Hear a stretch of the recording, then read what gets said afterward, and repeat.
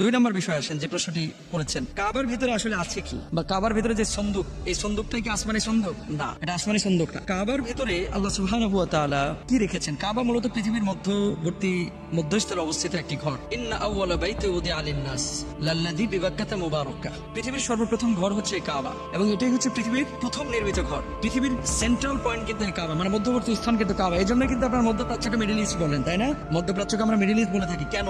কাবা হচ্ছে পৃথিবীর একেবারে সেন্ট্রাল পয়েন্ট। এই কাবার মধ্যে যে সন্দুকটি আছে, এই সন্দুকের মধ্যে কি আছে কৌতূহলের শেষ নাই। কেউ কেউ বলে কাবা, আমাকে একজন বলতেছে হুজুর কাবার মধ্যে কার কবর? কাবা হচ্ছে আল্লাহর ঘর, এর মধ্যে আবার কবর আসবে কোত্থেকে? কবরস্থানে সিজদা করা তো নিষিদ্ধ।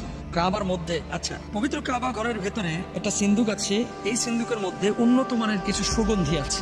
কাবা মোছার জন্য কয়েকটি মখমল তোয়ালা রাখা আছে। তারপরে বিভিন্ন যুগের প্রাচীন ঐতিহ্যবাহী কয়েকটি মশাল এবং পিরিম রয়েছে। আপনারা যে আগে হারিকেন জ্বালাইতেন এরকম আর কি, যেগুলো বিভিন্ন রাজা বাদশাহ পবিত্র কাবার জন্য উপহার হিসেবে দিয়েছিলেন।